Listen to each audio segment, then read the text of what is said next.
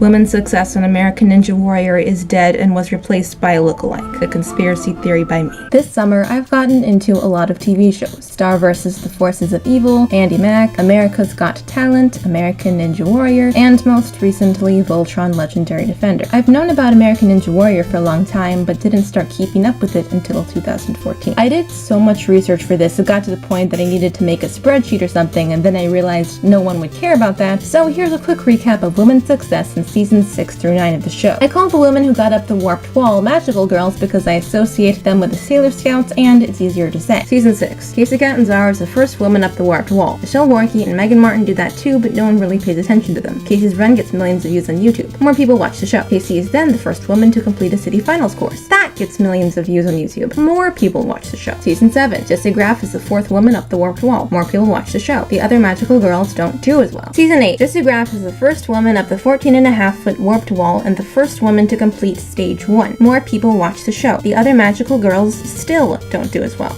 Season 9. The top 5 women in each city qualifiers course advance to the city finals regardless of their placement overall. There are also a few small accomplishments here and there, mostly by Jessie and Meagan, but major ones are few and far between. In seasons 6 through 8, all magical girls who did not qualify were wildcarded to compete in stage 1 because of their initial successes. They wildcarded them so much they stopped calling it that and made it a rule that women move on no matter what, even though it forces them to keep going, even though they can't, even though they're clearly not prepared for this. American Ninja Warrior drew higher ratings because of successful women, not women in general. That was already a thing pre-Kacy Catanzaro, but A&W fails to grasp that. They put so much pressure on a select group of women because those women are somehow used to making history that it actually hinders their performance and disappoints everyone who tuned in to watch them in the first place. Yes, it's a big deal. I get it. They were only the first, and then only the second, and then only the third, and then only the fourth, but when are we going to stop counting? I can't remember where I found it, but I saw a GIF set of a woman discussing what Wonder Woman means for feminism in the film industry, and she said something like, "We'll only be equal when we can make a bad movie and then another bad movie," because films about male superheroes do that all the time, and it never stops them from making more movies about male superheroes. Likewise, they'll be equal when they can fail and then fail again without being huge disappointments. They are not going to make it or break it for women everywhere. Whether or not we'll see more success from women on this show does not solely depend on them. Their failure will never stop other women from trying. You have to let them fail. Sure, not many of them have gone very far through the years, but they're getting better. You don't understand. The course works against them. It gets harder and harder each year, which minimizes the fact that they're keeping up with it. In one of this season's city qualifiers, I noticed that 2 women made it into the top 30 without needing to be in the top 5 women. In another episode, Barclay placed 30th out of 30, barely advancing without the rule, but was still extremely impressive having made it to the second to last obstacle. She placed in the top 30 because she was qualified to be there. Because of the rule, she was joined by 4 lower performing women, including one who failed on the second obstacle. Letting the lowest performing women move on with the highest performing women minimizes their individual accomplishments and competitive legitimacy. The rule is detrimental because it implies that it's needed. You're already saying a fraction of the spots is more than you ever expect out of them. Most people come on American Ninja Warrior to win, not to say, we can do it. Every little thing every woman accomplishes can't possibly be that big of a deal because they're a woman when there's literally been one winner in the show's entire history. The course has gotten so much more difficult since then. It's a big deal when anyone accomplishes anything. If they can't do the easiest level of competition and place with everyone else, they can't win. If they can't win, there's no point in passing them except for publicity for having women still there. With few women to begin with, they're going to get passed for smaller and smaller things until nobody takes us seriously anymore. You have to let them fail. This is coming from an 18-year-old magical girl / competitor for American Ninja Warrior in training, so I could be completely wrong about this, but that was just my opinion. Please let me know what you think. Okay, bye!